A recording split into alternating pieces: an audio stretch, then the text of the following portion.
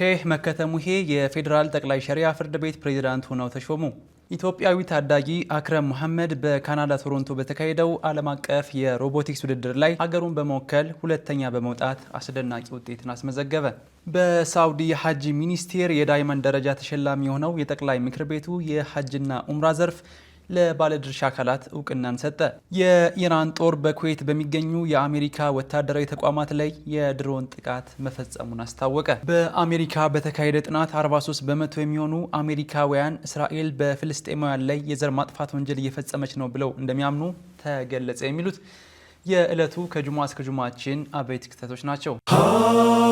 ሀሩን ሚዲያ ላለፉት 9 ዓመታት የሙስሊሙ ማህበረሰብ አዎንታዊ ሁነቶች ለህዝብ ከማድረስ በተጨማሪ የሚገጥሙ በደሎችና የፍትህ መዛባቶችን በመዘገብ ለህዝብ ድምጽ ሲሆን ቆይቷል። በሰሜን አሜሪካ በአዲስ አበባና በሐላባ ስቱዲዮችን በመገንባት የማህበረሰባችን ንቃተ ህሊናን ከመፍጠር አንጻር በማህበራዊ ኢኮኖሚያዊና ሃይማኖታዊ ጉዳዮች ላይ ማህበረሰብ ተኮር ስራዎችን የሰራ ሲሆን በዚህ ረገድ የሚንቀሳቀሱ ተቋማትን ከህዝብ ጋር በማስተዋወቅ በኩልም አይነተኛ ሚናን ተጫውቷል። ሀሩን ሚዲያን በቴሌብር በዕለታዊ በሳምንታዊና ወርሃዊ ክፍያ በቋሚ አባልነት ማገዝ ይችላሉ። በመጀመሪያ ወደ ቴሌብር አካውንቶ በመግባት ፔይመንት የሚለውን በመምረጥ ከሚመጡት አማራጮች ውስጥ ፈንድራይዚንግ የሚለውን ይጫኑ።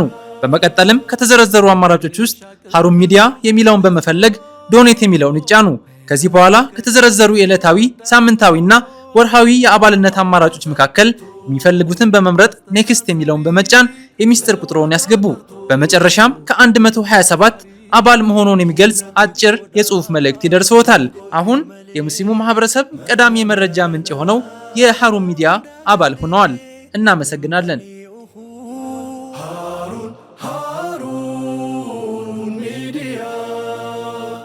ሀሩን ሚዲያ ቀዳሚ የመረጃ ምንጭ።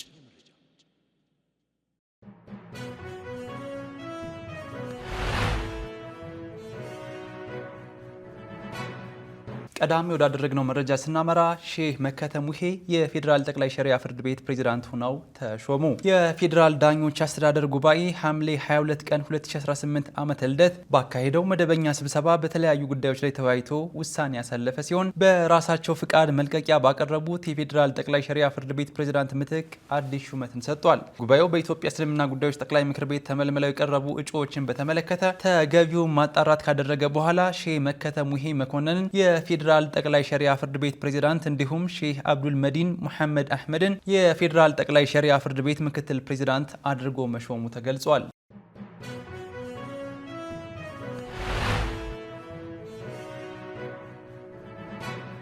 ወደ ሌላኛው መረጃችን ስናመራ ኢትዮጵያዊ ታዳጊ አክረም መሐመድ በካናዳ ቶሮንቶ በተካሄደው ዓለም አቀፍ የሮቦቲክስ ውድድር ላይ ሀገሩን በመወከል ሁለተኛ በመውጣት አስደናቂ ውጤትን አስመዘገበ። ኢትዮጵያዊ ታዳጊ አክረም መሐመድ በካናዳ ቶሮንቶ በተካሄደው ኢንጆይ ኤአይ አሜሪካንስ ኦፕን 2026 ዓለም አቀፍ የሮቦቲክስ ውድድር ላይ ሀገሩን በመወከል ሁለተኛ በመውጣት አስደናቂ ታሪክ መጻፉ ተገልጿል።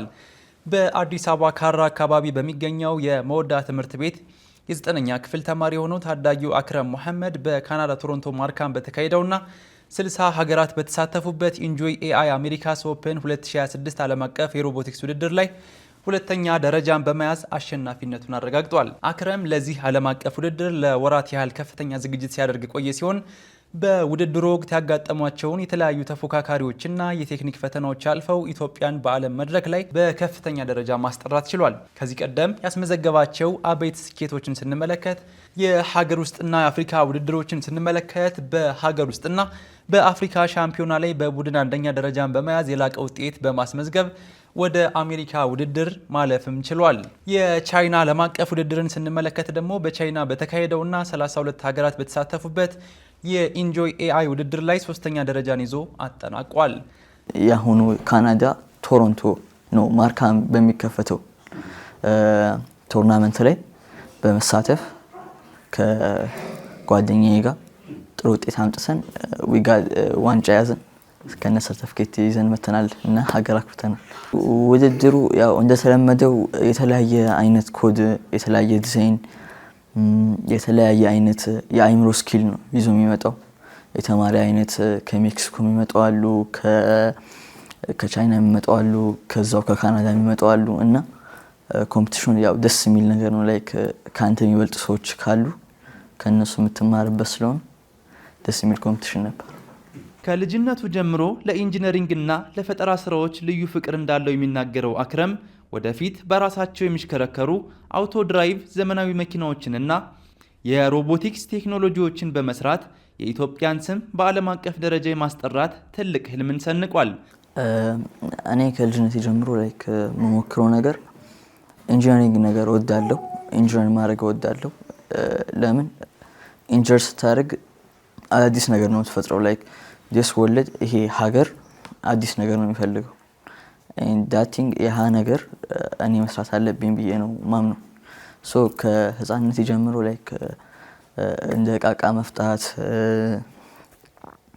something አንዳንድ ነገር ፈቶ ማስተካከል እንደዛ ነገር እንወዳለን። ኮምፒውተር መስበር ነገር እንደዛ ነገር በዛ የተነሳ ነው። የአሜሪካ ዓለም አቀፍ ውድድርን ደግሞ ስንመለከት ከ100 በላይ ሀገራት በተሳተፉበት የV5 ቪክስ አይኪው ዓለም አቀፍ ውድድር ላይ ኢትዮጵያን ወክሎ ተሳታፊ መሆን ችሏል። ከልጅነቱ ጀምሮ ለኢንጂነሪንግና ለፈጠራ ስራዎች ልዩ ፍቅር እንዳለው የሚናገረው አክረም ወደፊት በራሳቸው የሚሽከረከሩ አውቶ ድራይቭ ዘመናዊ መኪኖችንና የሮቦቲክስ ቴክኖሎጂዎችን በመስራት የኢትዮጵያን ስም በዓለም አቀፍ ደረጃ ለማስጠራት ትልቅ ህልምን ሰንቋል። አክሎም እንደ ሙስሊምነቱ በሳይንስና በፈጠራ ዘርፍ ጠንክሮ በመስራት የሙስሊሙን ኡማ አቅምና እውቀት በዓለም አቀፍ መድረክ ከፍ አድርጎ ለማሳየትና ማህበረሰቡን በትምህርት ለማካደ እንደሚፈልግ ገልጿል። ከዘመናዊ ትምህርቱ ጎን ለጎንም የቁርአን ሂፍዝ ትምህርቱን በርትቶ እየተከታተለ የሚገኝ ሲሆን በአሁኑ ወቅትም 13ኛ ጁዝ ላይ መድረሱን አስታውቋል። የታዳጊ ወላጆች በበኩላቸው አክረም ተረጋግቶ የሚያስብ ንባብ የሚወድ በቀላሉ ተስፋ የማይቆርጥና ለማወቅ ከፍተኛ ጉጉት ያለው ልጅ መሆኑን ገልጸዋል። አክለውም ወላጆች የልጆቻቸውን ስሜትና ዝንባሌ በማዳመጥ በዶክተርነትና ፓይለትነት ብቻ ሳይወሰኑ ቴክኖሎጂን ጨምሮ ልጆቹ በሚፈልጉትና አቅም ባላቸው ዘርፍ አስፈላጊውን ድጋፍ ሊያደርጉላቸው እንደሚገባም ምክራቸውን አስተላልፈዋል።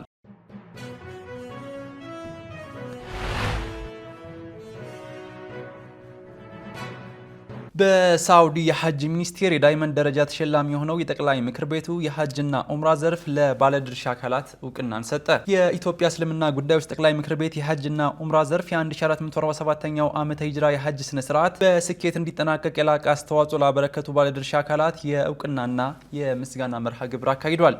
በአማና የተፈጸመ አገልግሎት በክብር የሚዘከር ስኬት በሚል መሪ ቃል በስቴ ኢዚ ሆቴል በተካሄደው በዚህ የምስጋና መርሃ ግብር ላይ በምክትል ፕሬዚዳንት ማዕረግ የጠቅላይ ምክር ቤቱ የሐጅና ኡምራ ዘርፍ ኃላፊ ዶክተር መሐመድ ሶሊህ ተገኝተው መልእክት ያስተላለፉ ሲሆን የዘንድሮው የሐጅ ስነ ስርዓት ስኬት የመጣው ተቋማትና ግለሰቦች ከጠቅላይ ምክር ቤቱ ጋር በመናበብ ባደረጉት ከፍተኛ ጥረት መሆኑን አስታውቀዋል። ኃላፊው እንዳብራሩት የሳውዲ የሐጅ ሚኒስቴር ባወጣው መመሪያ መሰረት እስከ ሻዕባን 15 ሁጃጆች ተመዝግበው ሙሉ መረጃ እንዲልኩ መወሰኑ ከባድ ጫና ፈጥሮ የነበረ ቢሆንም ከፌዴራል እስከ ቀበሌ ድረስ በሚገኙ የምርጫ ጣቢያዎችና ከተለያዩ ባለድርሻ አካላት ጋር በተደረገው ርብርብ ጠቅላይ ምክር ቤቱ ከመቼውም ጊዜ የተለየ ስኬትን በማስመዝገብ ዓለም አቀፍ የአልማዝ ዳይመንድ ተሸላሚ መሆን መቻሉን ገልጸዋል። የዘንድሮ የሐጅ አፈጻጸም ካለፈው ተሞክሮ ትምህርት ተወስዶበት ለወደፊቱ የተሻለ ስራ እንድንሰራ ትልቅ መነሳሳትን የፈጠረ ነው ያሉት ዶክተር መሐመድ የ1448ኛው ዓመተ ሂጅራ የሐጅ ስነ ስርዓት ምዝገባ ከ30 ቀናት በኋላ እንደሚጀምር ጠቁመው ምዕመናን ከወዲሁ ዝግጅት እንዲያደርጉም ጥሪ አቅርበዋል። ለዘንድሮ ስኬት ጉልህ ድርሻ ካበረከቱት አበይት ጉዳዮች መካከል ግልጽና ተጠያቂነት ያለው አሰራር መዘርጋቱ፣ የአንድ ለ45 አደረጃጀት መተግበሩ፣ የዲጂታል አሰራሮች አጠቃቀም እንዲሁም ጠንካራ ተቋማዊና ዲፕሎማሲያዊ ስራዎች መከናወናቸው በፕሮግራሙ ላይ በስፋት ተወስቷል። በዕለቱ ልዩ ምስጋና ሰርተፊኬትና እውቅና ከተበረከተላቸው አካላት መካከል ሀሩን ሚዲያን ጨምሮ የሚዲያ ተቋማት፣ የክልልና የከተማ አስተዳደር መጅሊስ አመራሮች፣ በሐጅ ጣቢያዎች ማስተባበር ላይ የተሳተፉ አካላትና የጠቅላይ ምክር ቤቱ ስራ አስፈጻሚዎች ይገኙበታል። ውድና የተከበራችሁ የሀሩን ሚዲያ ተከታታዮች እየተከታተላችሁ የምትገኙት ሳምንታዊ የተመረጡ መረጃዎችን ወደ እናንተ የምናደርስበትን ከጁማ እስከ ጁማ ፕሮግራማችን ነው። አሁን ደግሞ ከውጭ ምንጮች ያገኘናቸውን መረጃዎች ወደ እናንተ እናደርሳለን። አብራችሁን ቆዩ።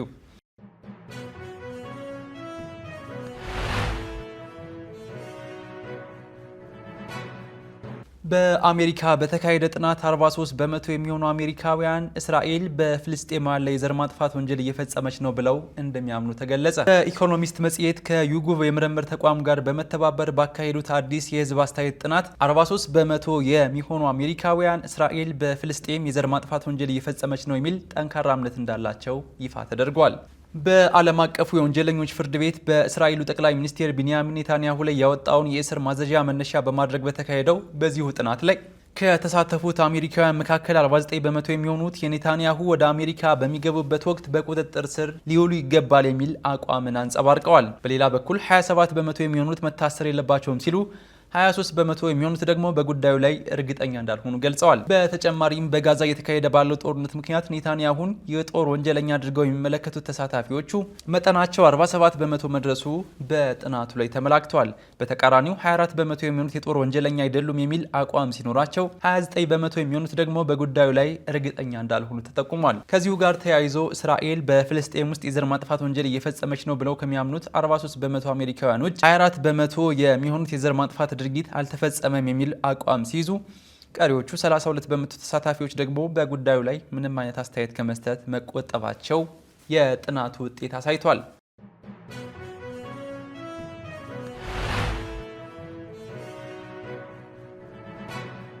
የኢራን ጦር ባወጣው መግለጫ በኩዌት የሚገኘው አህመድ አልጃባ የአየር ኃይል የጦር ሰፈር ውስጥ የሚገኙትን የጦር አውሮፕላኖች ማቆሚያዎች፣ የሳተላይት ግንኙነት ስርዓቶችና የመሳሪያ ማከማቻ ስፍራዎችን ኢላማ አድርጎ ማጥቃቱን አስታውቋል። የኢራን ጦር አክሎም ይህ ጥቃት የተፈጸመው የአሜሪካ ጦር በሀገራችን ላይ ለፈጸመው የቅርብ ጊዜ ትንኮሳና በቄሽየም ደሴት በሚገኝ መኖሪያ ቤት ላይ ላደረሰው አረመኔያዊ ጥቃት አጸፋዊ ምላሽ ለመስጠት ነው ሲል ማብራሪያ ሰጥቷል። ይህንን መረጃ በተመለከተ ከአሜሪካ ማዕከላዊ ዕዝ በኩል እስካሁን የተሰጠ ፈጣን ይፋዊ ምላሽ አልተመዘገበም። ውድና የተከበራችሁ የሀሩን ሚዲያ ተከታታዮች የተመረጡ ሳምንታዊ መረጃዎችን ወደ እናንተ ያደረስንበት ከጁማ እስከ ጁማ ፕሮግራማችን የተከታተላችሁትን ይመስል ነበር። ከመረጃዎቹ ጋር አቲድ ሐሚድ ከካሜራ ባለሙያው አብዱል መሊክ ሞገስ ጋር ነበርን።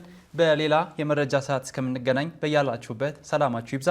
ወሰላሙ አለይኩም ወራህመቱላሂ ወበረካቱ። ሀሩን ሚዲያ ላለፉት 9 ዓመታት የሙስሊሙን ማህበረሰብ አዎንታዊ ሁነቶች ለህዝብ ከማድረስ በተጨማሪ የሚገጥሙ በደሎችና የፍትህ መዛባቶችን በመዘገብ ለህዝብ ድምጽ ሲሆን ቆይቷል። በሰሜን አሜሪካ በአዲስ አበባና በሐላባ ስቱዲዮችን በመገንባት የማህበረሰባችን ንቃተ ህሊናን ከመፍጠር አንጻር በማህበራዊ ኢኮኖሚያዊና ሃይማኖታዊ ጉዳዮች ላይ ማህበረሰብ ተኮር ስራዎችን የሰራ ሲሆን በዚህ ረገድ የሚንቀሳቀሱ ተቋማትን ከህዝብ ጋር በማስተዋወቅ በኩልም አይነተኛ ሚናን ተጫውቷል። ሀሩን ሚዲያን በቴሌብር በዕለታዊ በሳምንታዊና ወርሃዊ ክፍያ በቋሚ አባልነት ማገዝ ይችላሉ። በመጀመሪያ ወደ ቴሌብር አካውንቶ በመግባት ፔይመንት የሚለውን በመምረጥ ከሚመጡት አማራጮች ውስጥ ፈንድራይዚንግ የሚለውን ይጫኑ። በመቀጠልም ከተዘረዘሩ አማራጮች ውስጥ ሀሩን ሚዲያ የሚለውን በመፈለግ ዶኔት የሚለውን ይጫኑ። ከዚህ በኋላ ከተዘረዘሩ የዕለታዊ ሳምንታዊና ወርሃዊ የአባልነት አማራጮች መካከል የሚፈልጉትን በመምረጥ ኔክስት የሚለውን በመጫን የሚስጥር ቁጥሮን ያስገቡ። በመጨረሻም ከ127 አባል መሆኑን የሚገልጽ አጭር የጽሑፍ መልእክት ይደርሰዎታል። አሁን የሙስሊሙ ማህበረሰብ ቀዳሚ የመረጃ ምንጭ የሆነው የሀሩን ሚዲያ አባል ሆነዋል። እናመሰግናለን።